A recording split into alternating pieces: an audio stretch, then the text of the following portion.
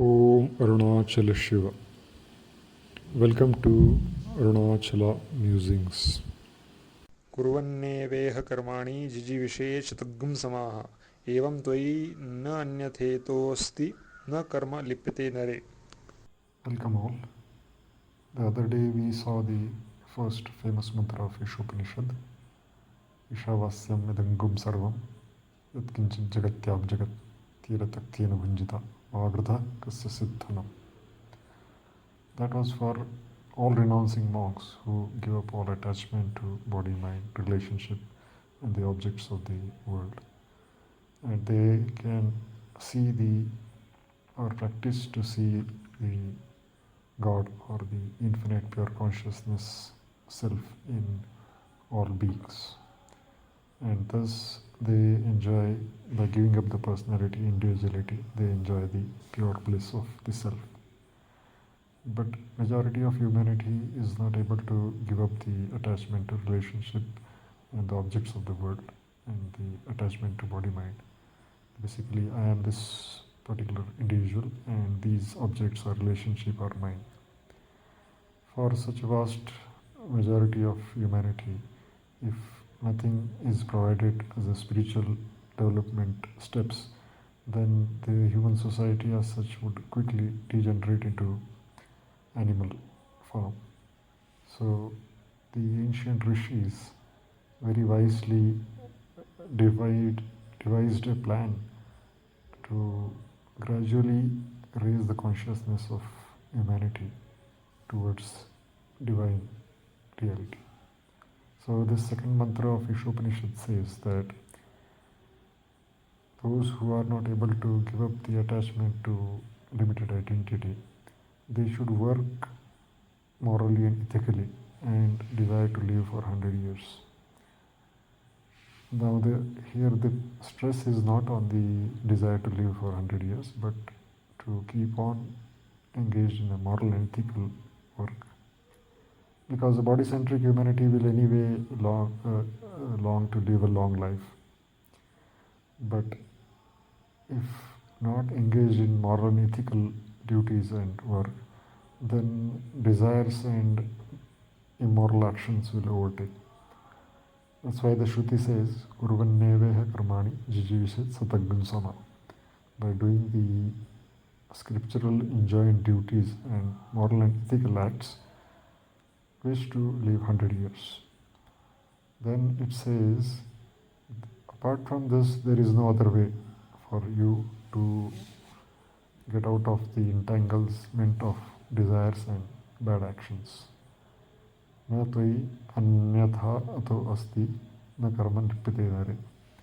So if you do not engage in these kind of scriptural duties and moral and ethical acts, then quickly your mind will be entangled in desires and you will act immorally. That would be sure degradation to the brute level.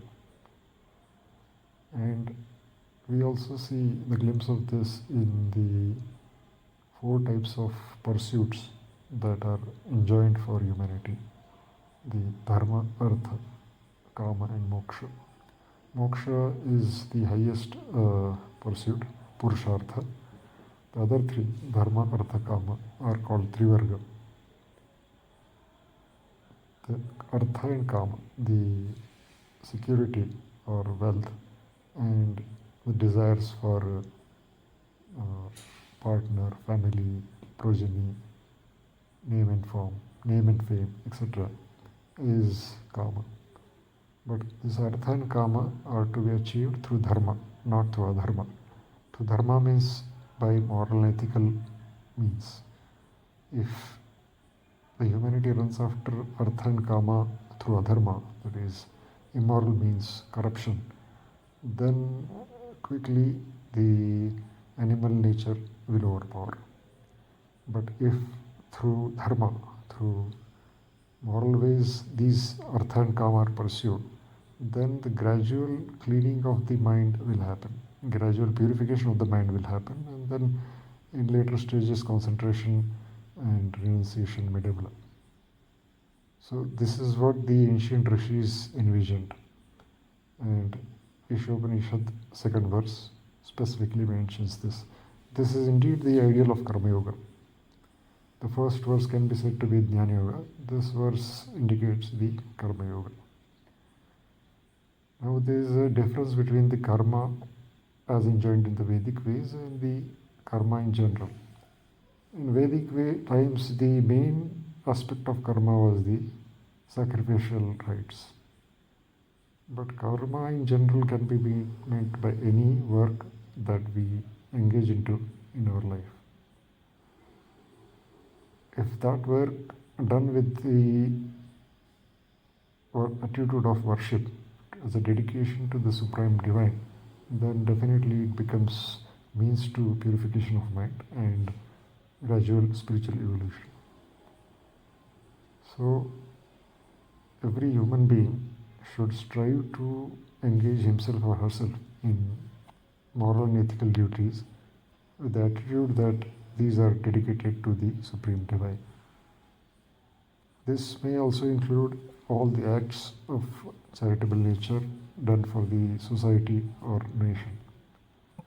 Even if not done for society and nation, even the acts done for one's own family should be done with this attitude.